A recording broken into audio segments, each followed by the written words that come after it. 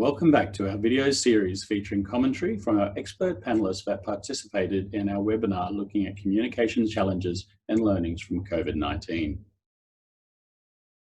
Someone who was more aware than most of the communications challenges that COVID presented was Judy Goldman, who heads up communications for New South Wales Health. Judy provides a frontline look into the challenges the department had to address to help ensure the community was informed and understood the important role they had to play to help reduce the spread. For us at Health, I guess this started far earlier than other people. It sort of initially started around Christmas actually, when we started hearing about some strange virus in China that had no human-to-human transmission, was not going to be a risk to people at all. The biggest thing was we were surrounded by some very experienced public health professionals who had dealt with SARS and MERS and knew what was coming. The rest of us had no ideas. We knew nothing about this virus. We knew nothing about the way it worked. There was no way in the world we could even lean on any sort of comm strategy we had. And even today, I mean, while we're releasing, I guess, the restrictions around it, we don't know what the recurrence is likely to be. We still don't know if you can get it a second time. We still don't know why some young people are getting it, and people with really bad like personal physical conditions are not coming down with COVID and coming down in a really bad way. So we were dealing with a situation where we were being given information in the morning. We were starting to plan comms around it, but an hour later that situation was changing, the information was changing, and we had to respond very, very differently. And I guess our first challenge was about how could we be both proactive and transparent with lack of information and with lack of understanding what we were doing. And for us at Health, it was about actually ensuring that we got the right messages to the right people without sort of impacting on the other things that were so critical to people. So we're talking there about, you know, economic risks, the social risks.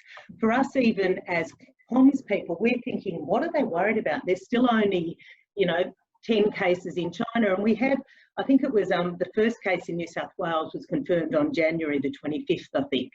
And when that was confirmed, we thought, oh dear, it's coming here. We would go to meeting, we're having 3 times a day meetings at that stage, and the numbers just didn't change. The numbers stood at 1 a day, 1 a day, 1 a day. And when we were finally hit with, we've got 3 cases and this is serious, everything sort of went into a whole different gear. Our comm strategy became a verbal strategy. We really would have huddles every morning where we were being given information. By the evening, those comms were changing. And I guess our initial challenge was we primarily thought it was a disease or a virus coming out of China. How did we reach people returning from China, Chinese people living in New South Wales, and what was our message to them? So we didn't have Weibo, we didn't have WeChat, we didn't use those channels, and we hadn't used those channels as New South Wales Health. Suddenly we had to work out how to do it. Most of our comms in the initial stage was in Mandarin. We do 50-50 Mandarin and English.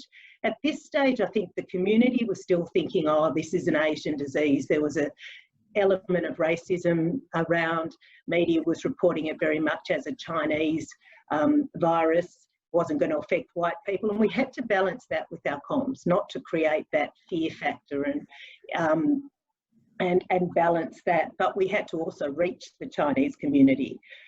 So how did we start doing it? We actually started daily media conferences with Kerry Chant, our Chief Medical Officer, and we started those in early March, where we became, we had media trained to come to us on a daily basis, where we would update them on the figures, and we would give them an insight into what we knew about the virus, what they had to do.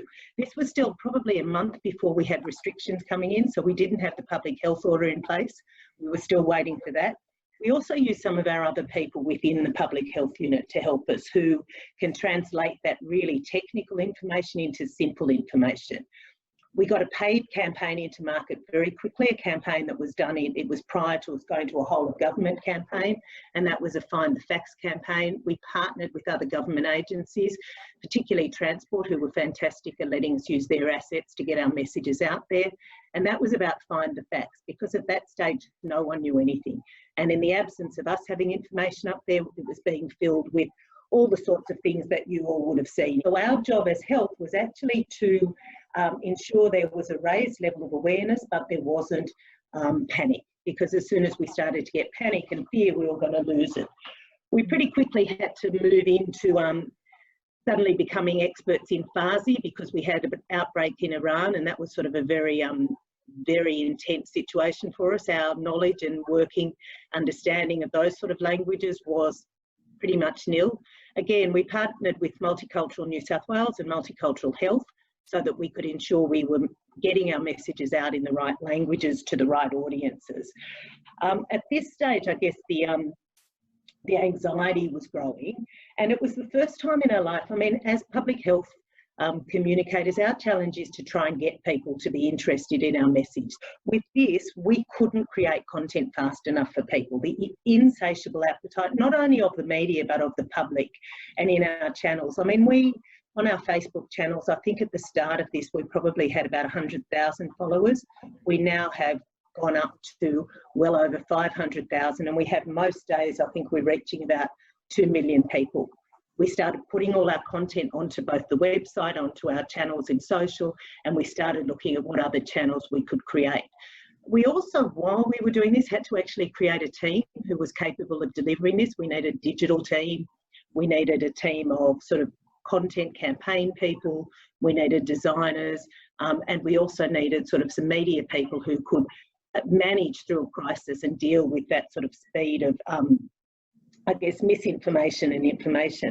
And that was, I think, something we learned pretty early. If we could then get that message and get that consistency, we also had to work with the federal government. And at this stage, we started working far more with DCS and the whole of government, which I think also increased our ability to get that message out. Our information on our website was very quickly translated across to the whole of government website.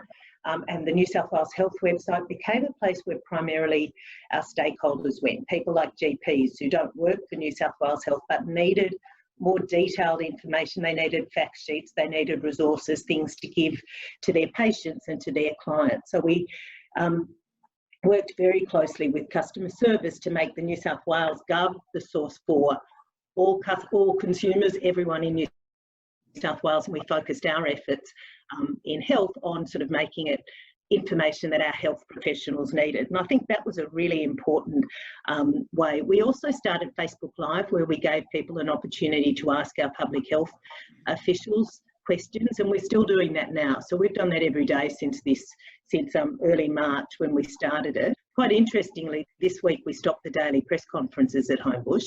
The number of complaints we're getting on our channels is extraordinary. Why aren't you doing it anymore? I want the information. So people are still wanting it, the information with the numbers of cases, the local cases, the testing, the clinics. People still want that information. And I guess the next challenge for us now is, as we move into that state of easing the restrictions, the rest of I guess, our stakeholders, our audience, are starting to think, wow, we've beaten this. Now, there's part of us in New South Wales Health that hope that's right, but there's still a very big team focused on what if. And we really do think that there is a very serious and very real threat of wave 2 and then potentially wave 3. We can't start talking about that at this point, because the community, as Kate said when she was talking, the community now need a level of reassurance and something to look forward to. They feel that they've done the right thing, they've behaved well, they've practiced physical distancing, they haven't gone out. We now need to sort of work with them to reinforce the two key things for us, which is testing and the importance of physical distancing when you're out and about. The level of interest in that is lukewarm. We're not getting as much traction as we'd like.